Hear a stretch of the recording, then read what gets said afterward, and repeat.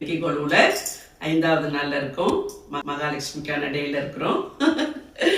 எல்லாரும் சிறப்பா கொண்டாடிட்டு இருப்பீங்கன்னு நான் நினைக்கிறேன். இன்னைக்கு வந்து நிறம் என்னன்னா பச்சை. அதான் நான் பச்சை போட்டிருக்கேன். அம்பாள் வந்து ஸ்கந்த மாதாவா இருக்காங்க. ஏன் ஸ்கந்த மாதான்னு சொல்றாங்கன்னா கந்தனை வந்து அவங்க இடுப்புல உட்கார வச்சிருப்பாங்க. அதனால அவங்களுக்கு இன்னைக்கு பேர் வந்து ஸ்கந்த மாதா. நவராத்திரி 5வது நாள் பிரசாதமா நான் தேங்காய் சாதம் பண்ணியிருக்கேன். இன்னைக்கு வந்து தயிர் சாதம்னு சொன்னாங்கலாம். நான் ஆல்ரெடி தயிர் சாதம் வச்சுட்டேன். அதனால நான் இன்னைக்கு தேங்காய் சாதம் வச்சேன். இன்னைக்கு பிரசாதமா நான் வந்து அம்பாளுக்கு அவல் கேசரி பண்ணியிருக்கேன். லக்ஷ்மிக்கு ரொம்ப உகந்தது அவல். கேசரியோட வீடியோ வந்து நம்ம சேனல்ல இருக்கு.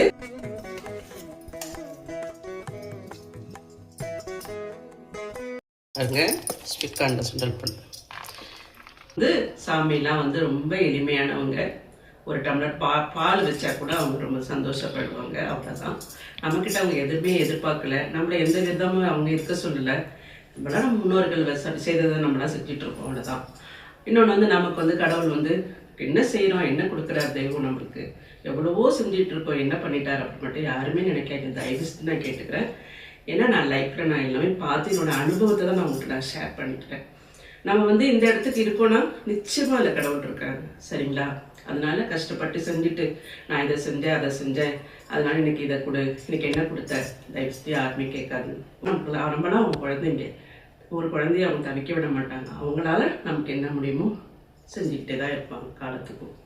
அது நீங்க எல்லாம் என்ன பண்ணீங்க கண்டிப்பாக எனக்கு கமெண்ட் பண்ணுங்க. தேங்க்யூ. Bye by.